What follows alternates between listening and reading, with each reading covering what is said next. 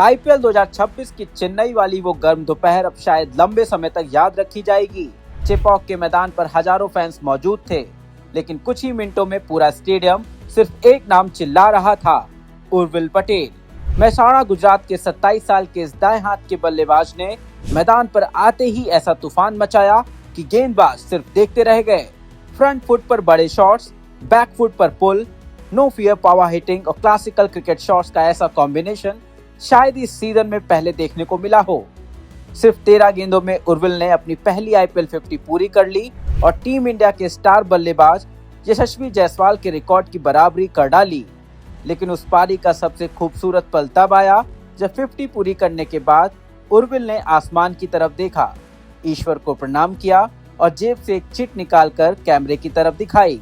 उस चिट पर लिखा था, दिस इज फॉर यू पापा।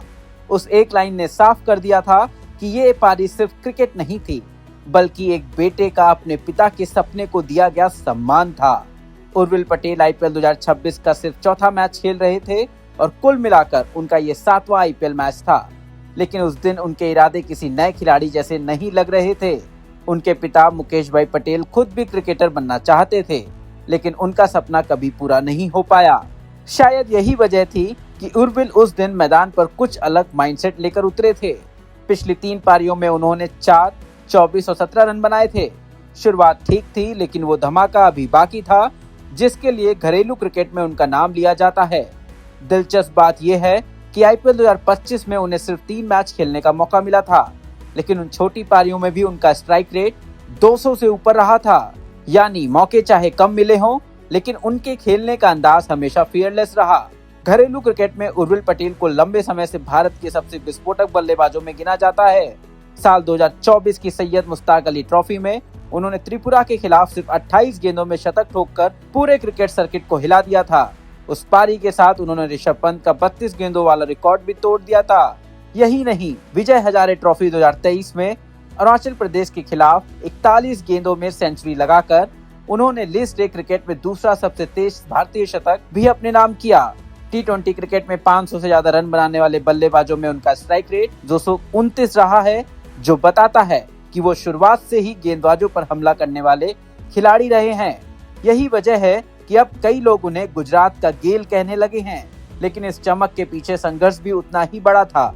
साल 2023 में गुजरात ने उन्हें अपनी आईपीएल टीम में शामिल किया, लेकिन पूरा सीजन वो बेंच पर बैठे रहे। 2024 में टीम ने रिलीज कर दिया और 2025 के ऑक्शन में तो उन्हें 30 लाख के बेस प्राइस पर भी कोई खरीदार नहीं मिला। जिस खिलाड़ी ने रिकॉर्ड तोड़े, विस्फोटक शतक लगाए, वही खिलाड़ी आईपीएल ऑक्शन में अनसोल्ड रह गया। लेकिन शायद क्रिकेट भी सही समय पर ही किसी की कहानी लिखता है।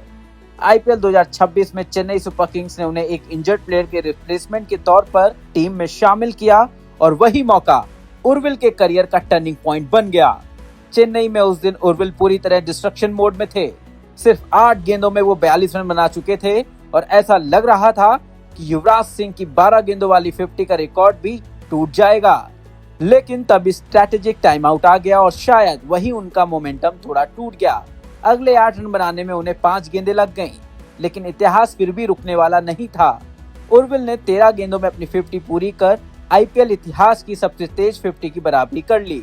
अब उनका नाम उन बल्लेबाजों की एलीट लिस्ट में शामिल हो चुका था जिन्होंने आईपीएल में गेंदबाजों की दुनिया हिला दी थी। केएल राहुल ने 14 गेंदों में 50 लगाई थी। पैट कमिंस ने सिर्फ 14 गेंदों में 50 जड़ा था।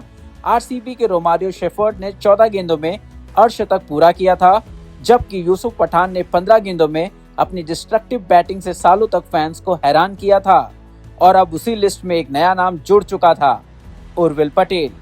आखिरकार उर्विल पटेल ने सिर्फ 23 गेंदों में 65 रन बनाए, जिसमें 2 चौके और 8 गगनचुंबी छक्के शामिल थे।